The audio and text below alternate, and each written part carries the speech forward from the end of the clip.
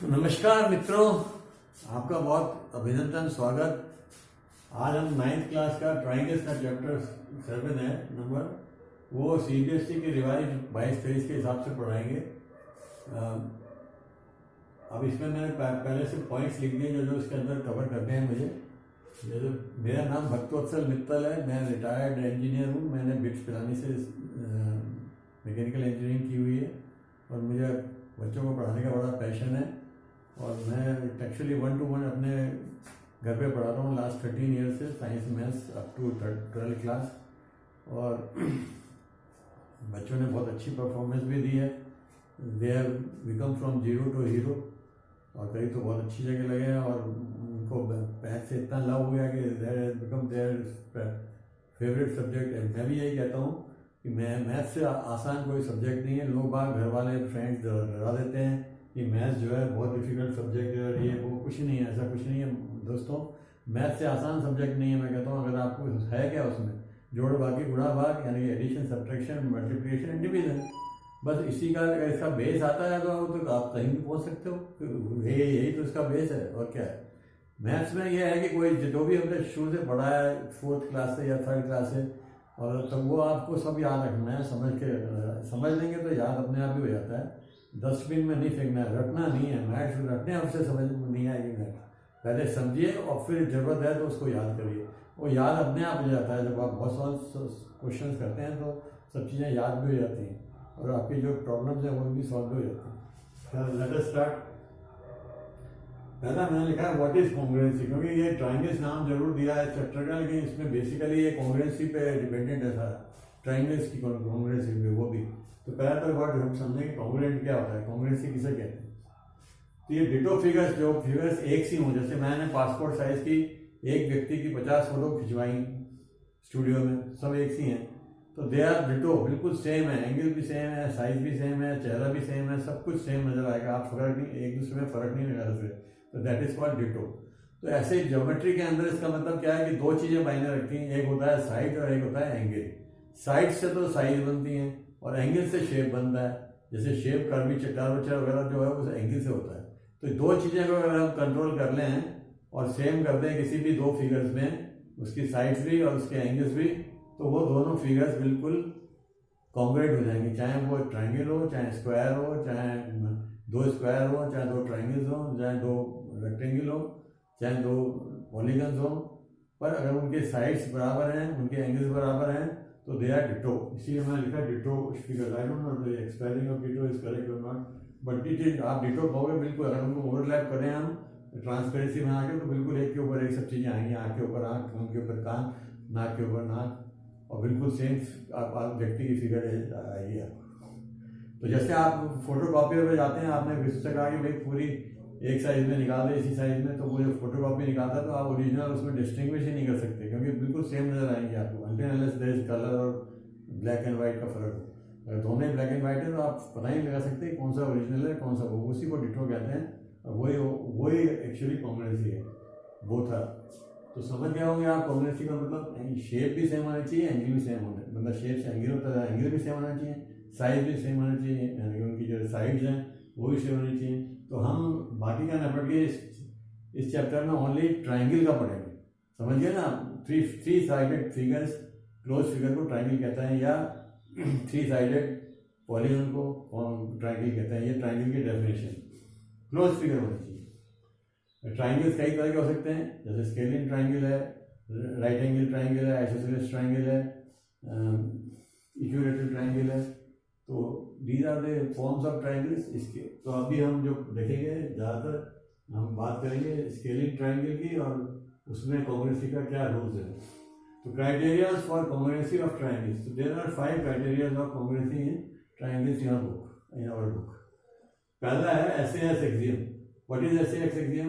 दो ट्राइंगल्स में अगर हम ले तो यहाँ S stands for side, A stands for angle. जैसे मैंने बताया दो चीज़ें सिग्निफिकेंट होती हैं, आइदर साइड और एंगल। तो एसएएस एक्सियम है, मतलब ये दो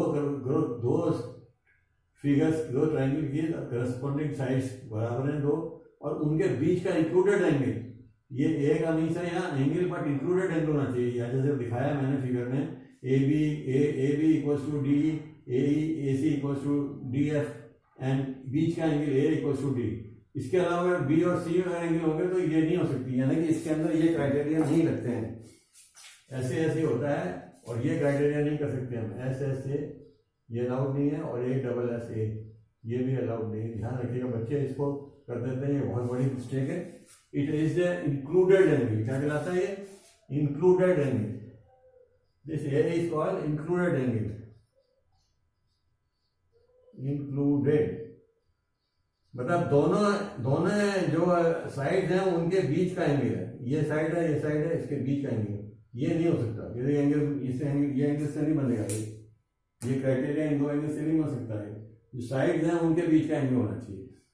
ये एक्सियम दी हुई है आपके यहाँ, तो इसका स्टेटमेंट ये है कि any दो two triangles if two side included angle is equal then they are क्या है? कॉन्ग्रुएंट। कॉन्ग्रुएंसी लिखने का तरीका क्या होता है? Triangle A B C congruent, ये कॉन्ग्रुएंट का निशान है, और डी ई एफ यानी सिंबल, और ये डी एफ कैसे लिखा हमने? A B equals to first two equals to D E F first two, A C equals to यानी कि first and last equals to D F यानी कि डी एफ का यहाँ एफ आएगा। तो ये पहले इसको कैसे लिखना चाहिए आपको? तरीका क्या है कॉन्ग्रुएंसी लिखने का? पहले आप एक ट्रायंगल की लिख लीजिए, ये नाम लिख लीजिए एक ट्रायंगल का, ये निशान लगा दीजिए और फिर ये ट्रायंगल का निशान लगाइए। अब अभी आप रुक जाइए, कैसे करना है आप देखिए। ए बी बराबर किसके है? इसके डी ई, या तो डी ई आएगा या ई डी आएगा, तो हम डी ई लिख देते हैं एक बार। तो फिर हम देखते हैं ए सी बराबर किसके है? ई एफ के, तो यह ई एफ आ गया, तो आप ई एफ रख गए, तो यानी कि ये दोनों बराबर इन दोनों के, ये दोनों बराबर है इन दोनों के, और ये बराबर है इन दोनों के। ये ऑर्डर ऑफ कॉन्ग्रुएंसी सही हो गया। अगर ये सही नहीं हुई तो फिर सीपीसीटी कहते हैं, corresponding parts of the corresponding triangles, वो भी गलत आएंगे। जैसे तीन से हम कोई भी तीन चीजें होती हैं, जैसे या तो दो साइड एक एंगल हो, या दो एंगल एक साइड हो, या तीनों साइड हो, तो इसका मतलब क्या है कि हम तीन चीजों से कर सकते हैं कॉन्ग्रुएंसी, लेकिन चीजें सारी छह की छह बराबर होंगी, ये याद रखिए। तो बाकी की जो तीन निकालते हैं तो उसको हम लिखते हैं सीपीसीटी से निकालते हैं। किससे निकालते हैं? सीपीसीटी। इसका पूरा फॉर्म होता है करस्पॉन्डिंग पार्ट्स और करस्पॉन्डिंग ट्रायंगल्स, यानी दोनों ट्रायंगल्स के करस्पॉन्डिंग पार्ट्स और करस्पॉन्डिंग बराबर होंगे। तो ये मैंने 6 क्राइटेरिया लिख दिए हैं, इनमें से कोई तीन इन तीनों में आएंगे, बाकी तीन सीपीसीटी से निकल जाएंगे। तो 6 क्राइटेरिया क्या है? साइज बराबर, एंगल्स बराबर। ऑर्डर ऑफ कॉन्ग्रुएंसी मैंने लिखा, ये बहुत जरूरी आना, बच्चे इसमें गलती करते हैं। और ये ऐसे एस और डबल एस ए और ए डबल एस, ये मिस्टेक्स बहुत होती हैं, ये नहीं होती है इसमें। I think it is clear.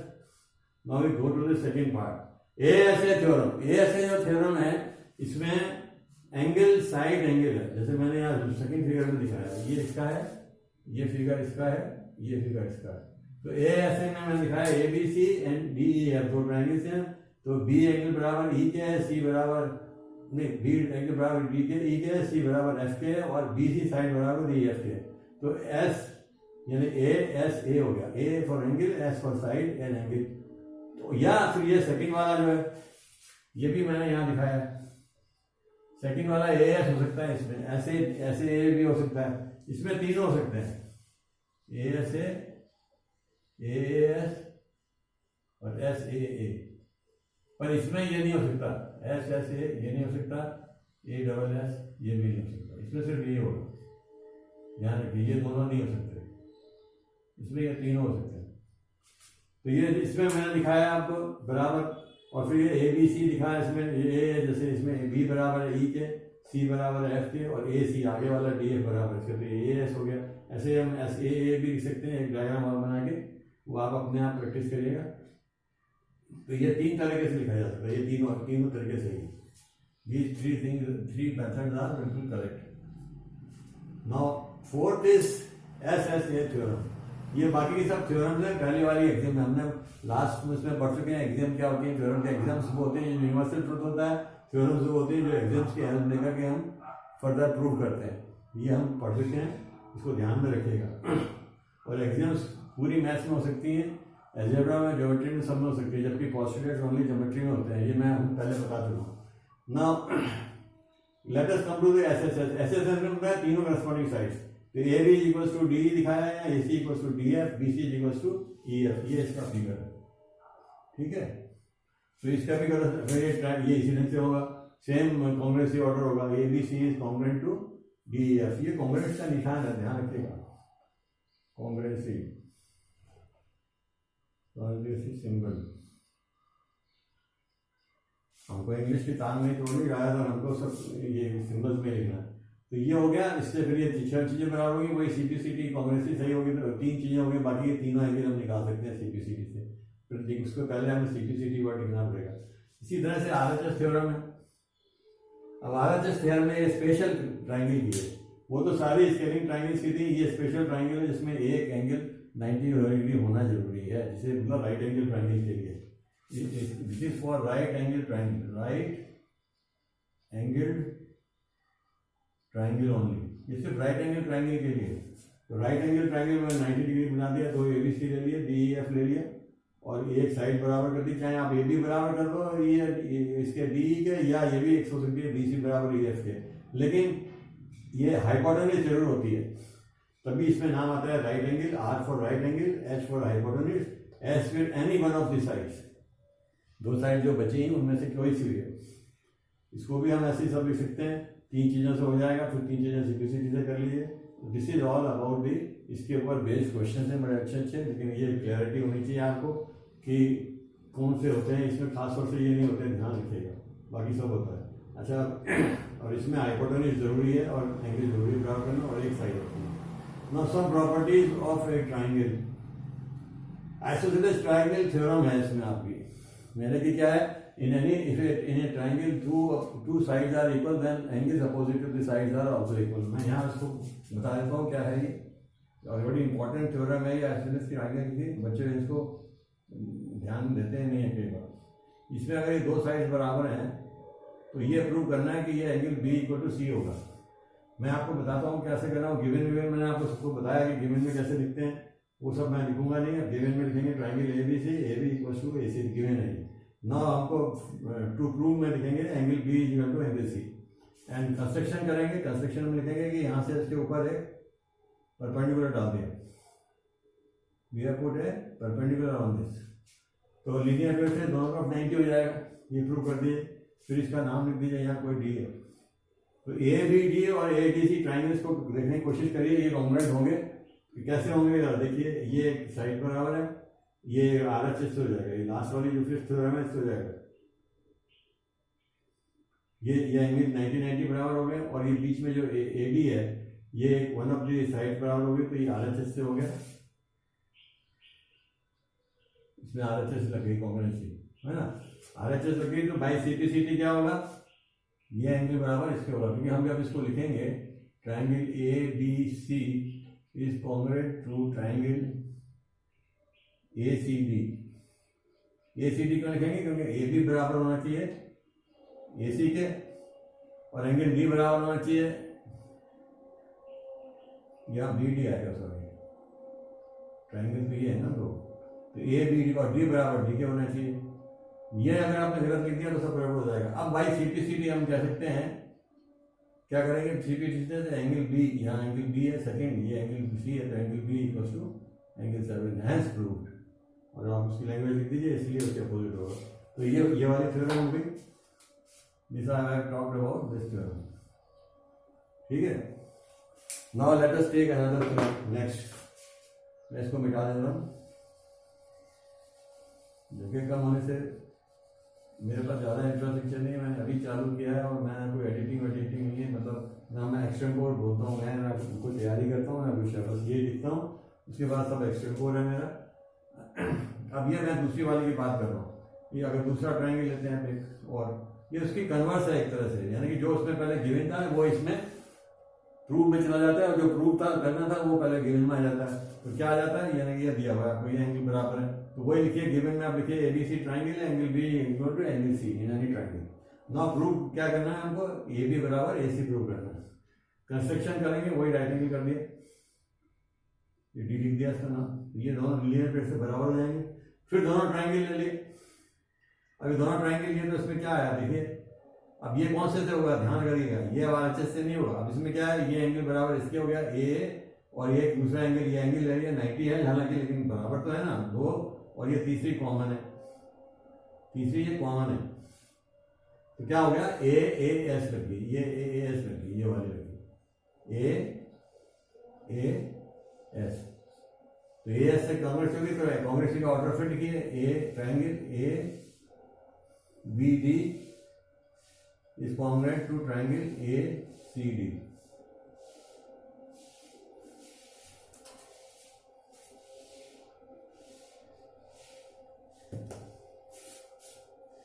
Triangle ACD, ठीक है, चेक कर लीजिए, ए बी बराबर नहीं, हम कौन से बराबर, एंगल बी बराबर बीच वाला इसके बराबर है, ठीक है, और डी एंगल भी इसके बराबर है 99, ये भी ठीक है, और ए डी कॉमन है, तो ए डी यानी फर्स्ट और थर्ड, यहाँ भी क्या है, फर्स्ट और थर्ड, दैट मीन्स हमारा order is correct, order is correct. ये समझ में आ रहा है आपको, यानी कि order of Congress he correct है, ये सही नहीं होगा, गलत हो जाएगा। फिर CBCD से अब निकाल सकते हैं आप, CBCD से ए बी देखिए, ये फर्स्ट सेकंड और ये फर्स्ट सेकंड, तो A B equals to ACL, hence prove, तो ये इसका कन्वर्स प्रूव हो गया। अच्छा, देखा जाए तो ये दोनों केस में ये राइट बाइसेक्टर भी होती है, ये बिल्कुल डिटो होता है, ये भी बराबर होगा क्योंकि ये कांग्रेस, ये भी एंगल बराबर होगा, तो यानी कि ए बी इसकी और ये भी बराबर होगा। देखा जाए तो ये मीडियन भी होगी, ये मीडियन भी शो कर रही है एडी, और AD is angle bisector also of AD, और ये राइट एंगल भी है, तीनों प्रॉपर्टीज में हो रही है। तो ये बड़ा अच्छा है, इसके बहुत सारे क्वेश्चन होते हैं और पलट के पूछ लेंगे, वही कांग्रेस ही प्रूव करना है, जो भी करिए और उसकी क्राइटेरिया अवश्य लिखिए और फिर खुद चेक कर लीजिए कि हमने सही करा है या नहीं करा। ये मैंने यहाँ शो किया था, मिटा दिया, ये इंक्लूडेड एंगल का मतलब ये होता है, जैसे ये ट्रायंगल इसका ये बराबर और दूसरे का भी ये बराबर, तब ये होता है, ये नहीं होना चाहिए बराबर, दिस इज इंक्लूडेड एंगल, मिटा दिया इंक्लूडेड एंगल, ठीक है ना। ये बार बार मैं कर रहा हूँ, इसमें बहुत गलती होती है, इसको मिस्टेक नहीं करें बच्चे, और कांग्रेस से लिखने में मिस्टेक नहीं करें, ये दो चीज़ें बहुत ध्यान देने वाली हैं इस चैप्टर के लिए। और गिवन फाइंड और ये सब ढंग से लिखें और सिंबल्स में लिखें, मैथमेटिकल सिंबल्स में लिखने चाहिए, इंग्लिश की टाइम को थोड़ी, this is not an English chapter, English subject, English सिर्फ समझने के लिए मीडियम है एक तरह से ना। ये शायद मेरे ख्याल है आपका कोर्स तो खत्म हो गया जहाँ तक मैं समझता हूँ, पर इसका लास्ट पार्ट है इनइक्वालिटीज इन ट्रायंगल्स। अब ये नहीं मालूम, कोई तो कहता है आएगा, कोई कहता है नहीं आएगा, तो फिर भी मैं बता देता हूँ शॉर्ट में, नॉलेज के हिसाब से तो कर ही दीजिए। इनइक्वालिटीज इन ट्रायंगल यानी कि कोई स्केलिंग ट्रायंगल है, स्केलिंग समझते हैं ना, जिसमें सब साइड अलग अलग, scalene triangle, all sides are different, all angles are different, कोई मैच नहीं करता एक दूसरे से। तो अगर दो स्केलिंग ट्रायंगल है, यानी दो संख्या नहीं, एक स्केलिंग ट्रायंगल मैंने यहाँ बनाया है ABC, और ए के सामने वाले के साइड को स्मॉल ए से लिखते हैं, यानी कि BC लिखने की जगह ए लिख देंगे, और AC की लिखने की जगह B लिख देंगे, और ए भी लिखने की जगह स्मॉल c लिख देंगे। तो small b small c A denotes the respective sides of the triangle opposite the vertexes, A के सामने a, B के सामने B, C के सामने C। अब इसमें तीन प्रॉपर्टीज होती हैं कि if AB is greater then AC, ये एक थ्योरम है, AB is greater then AC। इस केस में हमने AC बड़ा बना दिया है, पर suppose AB is greater then, मैं इसको दोबारा से बना देता हूँ, AC बड़ा दिख रहा है,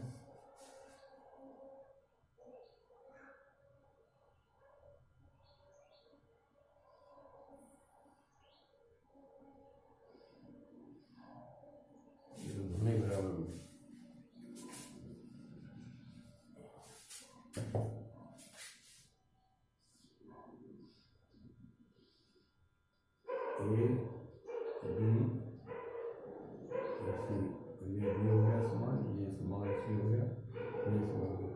ए बी जो है AC से बड़ी है, AB is bigger than AC, then angle C जो है, जो AB के सामने वाला, मतलब बड़ी है साइड के सामने वाला, लार्जर साइड के सामने वाला एंगल भी बड़ा होगा छोटे साइड के सामने वाले एंगल से, यानी ये एंगल बड़ा होगा इससे। समझ में आ गया? यहाँ B लिखा हुआ है, ध्यान रखिए, यानी C angle is greater than angle B, ठीक है ना। Angle C is greater than angle B। इसका उल्टा भी सही है, in any triangle if angle B is greater than angle C। अब यहाँ हमने उल्टा बना दिया है, तो AB इज,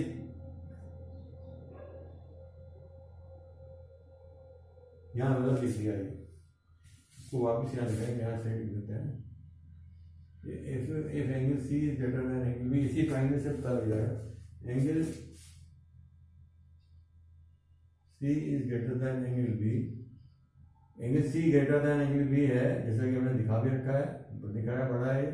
तो जो इसके सामने की साइड है सी के, वो A B will be greater than A C, मतलब उसका बिल्कुल कन्वर्स है, opposite to that, nothing else. तीसरा है इन एनी ट्राइंगल, ये प्रॉपर्टी होती है कि sum of any two sides is greater than the third side. तो ए बी तीनों चेक करने पड़ते हैं तभी ट्राइंगल होगा। A plus B should be greater than, दो का सम सी से है, फिर कोई दूसरे दो का सम, तीनों चेक, तीनों होनी चाहिए, एक नहीं तीनों होनी चाहिए। और इसका एक दूसरा वर्जन भी है, ऐसे भी लिख देते हैं कि A minus B should be less than C, या A minus C should be less than B, और लेस देन, मतलब इसी को अगर हम दूसरे में से लिखें, इसको इधर से उधर ले जाए पलट में, A minus C is less than B and B minus C is less than A. ये और ये एक ही चीज है, दोनों में से कोई, तीनों इसकी भी फुलफिल करेंगे, ये भी करेंगे। तो ये रियल थ्योरम है, इनके ऊपर बेस्ड है। ये इनइक्वालिटी इसलिए कहते हैं कि साइड बराबर नहीं है, सब अलग अलग है, that is why it is called inequality triangles properties. तो दोस्तों मेरे ख्याल से मैंने काफ़ी बता दिया। मेरे को आप लाइक करें, कमेंट करें, और आपकी कोई सजेशन है वो दीजिए। मैं और भी वीडियोस बनाऊंगा, ये मेरे फर्स्ट वीडियोस हैं, मैंने कभी बनाए नहीं आज तक, मेरे पास इंफ्रास्ट्रक्चर ज़्यादा नहीं है। मैं तो एक तरह से लाइव ही दे रहा हूँ आपको डेमोन्स्ट्रेशन, मैं कोई एडिटिंग नहीं कर रहा, कुछ नहीं कर रहा। जो फर्स्ट में राइट, मेरा तो प्रिंसिपल भी यही है कि पहले बार में ही सही होना चाहिए जो कुछ हो। Why should be edit, why unnecessary, there is everything is in the book, you can take the book and whatever I am saying just go through it. हाँ, अगर कोई स्लिप ऑफ टंग हो गया हो तो उसके लिए I am sorry, otherwise thank you so much. आप लोगों का बहुत बहुत धन्यवाद पेशेंट हियरिंग के लिए, thank you so much. And please do subscribe if possible and share, and इसको आप लाइक जो भी करना चाहें करें, और सब में सजेशन जरूर दें ताकि मैं फर्दर इम्प्रूव करूं और मोटिवेट हो सकूं। Thank you sir, thank you very much.